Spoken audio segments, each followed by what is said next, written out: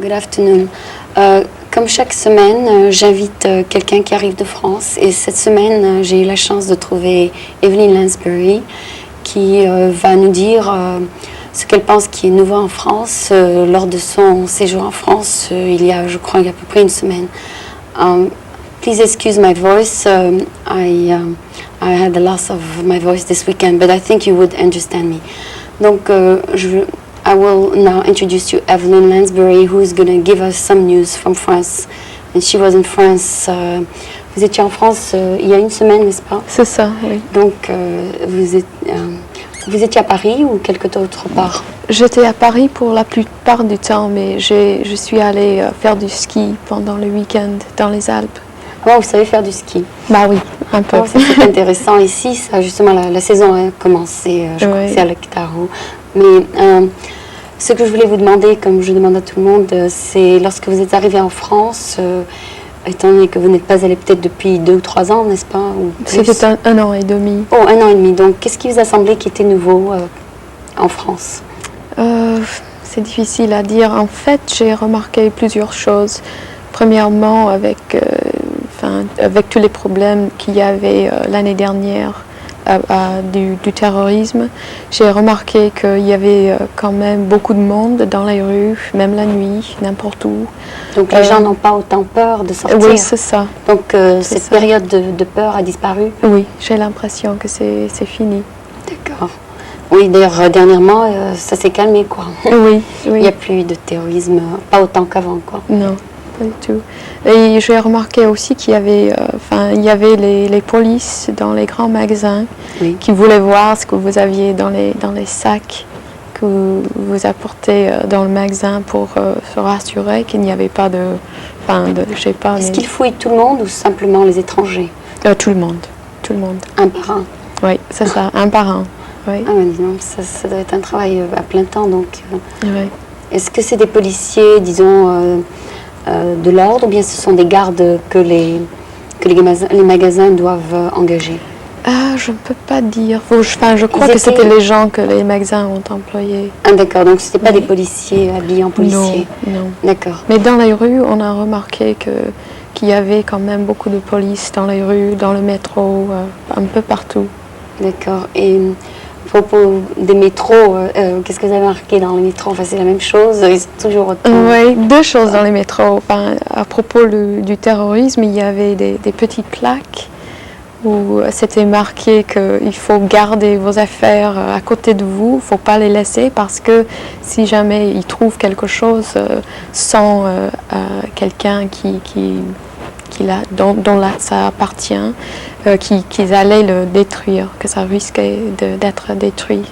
D'accord, donc c'est sur les murs du métro? Oui, c'est ça, à l'intérieur. Donc il vaut mieux ne pas oublier son sac, ou sinon ils le font disparaître. Oui, c'est ça. Donc, oui, d'ailleurs, moi je suis j'oublie toujours mes sacs partout, donc ce serait pas un endroit... Les parapluies, complètement, non, je plaisante. Non, mais les parapluies, c'est bon, d'accord. Mais et aussi, est-ce que... De toute façon, ça rend les gens conscients de bien faire attention à leurs affaires, n'est-ce pas? Oui. Et aussi, est-ce qu'il y a des polices beaucoup dans le métro? Oui, j'ai vu pas mal quand même. De policiers dans le métro? Oui. Et qu'est-ce qui était encore de nouveau dans le métro? Vous avez déjà remarqué quelque chose de nouveau? Oui, c'était bizarre, mais j'ai remarqué que dans plusieurs stations de métro, il y avait des vidéos. Et filmer les passagers? Oui. Enfin, non, c'était une cassette que j'ai vue dans plusieurs métros. Alors, je ne sais pas combien de cassettes il y en a, mais je n'ai vu qu'une seule. Des cassettes de quoi? Publicité? Oui, de publicité, mais aussi des scènes dans la rue. Je sais pas. C'était pas des films? Non, c'était pas des films. Et c'était en couleur ou blanc et noir? En couleur, oui. Et sur un écran de quelle... de la taille d'une télévision. Ah bon, donc il y avait une télévision, oui. Il y avait un écran. Oui. Il y avait une télévision? Une télévision, oui. Oui, alors vous voyez quelque chose qui tournait pendant, peut-être pour garder l'attention sur oui, je suppose. quelque chose, enfin pour distraire les passagers peut-être? C'est ça, oui, c'était pour ça. D'accord. Et c'est gratuit? Ben oui, c'était non, mais parce que ici, quand vous allez au Greyhound, il faut mettre de l'argent pour regarder la télévision. Non, c'était pas comme ça, c'était justement, au-dessous des gens qui étaient sur la quai. C'est franche, d'accord. c'est nettement sur la quai. C'est branché sur les gens. Non, pas du tout au-dessous. Ah, au-dessus. Oui. Ça c'est drôle, alors vous devez faire ça pour Oui, voir. alors on voit Et tous de les temps gens en temps, qui il y a sont des en train publicités, de c'est regarder. ça? Oui, c'est ça. Ah d'accord, donc c'est surtout du côté publicitaire pour attirer l'attention, peut-être pour une marque ou bien. Oui. D'accord. Je voulais vous demander, lorsque vous étiez en France, quelles étaient, disons, les plus grosses préoccupations des Français? Je pense qu'il y a eu peut-être quelques nouvelles qui se sont passées dont nous ne sommes pas encore au courant ici. Oui, il y avait une grève des instituteurs. Oui, ben je ne savais pas, Oui. parce que je ne lis pas tellement les journaux. Je sais que le gouvernement voulait avoir les maîtres instituteurs. D'accord. Oui, j'ai pas beaucoup compris de tout ça, mais il y avait aussi, quand les gens ont appris que je venais de San Francisco, ils m'ont demandé surtout la situation à San Francisco à propos du sida. Donc, oui, d'ailleurs, j'ai quelqu'un qui est venu de Paris cet été et qui pensait que tout le monde ne mangeait pas elle voulait pas aller dans un restaurant, par exemple. Ils avaient cette impression. Alors j'ai dit non, tout le monde va dans les restaurants ici. Et d'ailleurs, les Américains mangent beaucoup dans les restaurants et le sida ne les arrête pas du tout. Oui, c'est ça. Et elle n'a pas voulu manger dans un restaurant. Mais de toute façon, c'est vraiment une misconception parce que ça ne s'attrape pas. Parce que beaucoup de restaurants emploient des gens qui ont le sida et pourtant ça ne se communique pas aux gens qui mangent. Ouais. Donc, disons que c'est une peur un peu accrue, enfin c'est un peu exagéré de la part des Français. Peut-être, je ne sais pas combien. Je sais qu'à San Francisco, les gens s'intéressent quand même au sida et qui sont éduqués là-dessus. Je ne sais pas si les Français s'ils lisent très bien chaque article sur le sida, s'ils savent. Oui, c'est vrai qu'à San Francisco, de toute façon, c'est pas faux. À San Francisco, il y a vraiment une épidémie là. Oui. Il y a beaucoup de gens qui meurent régulièrement du sida et c'est toujours dans les nouvelles.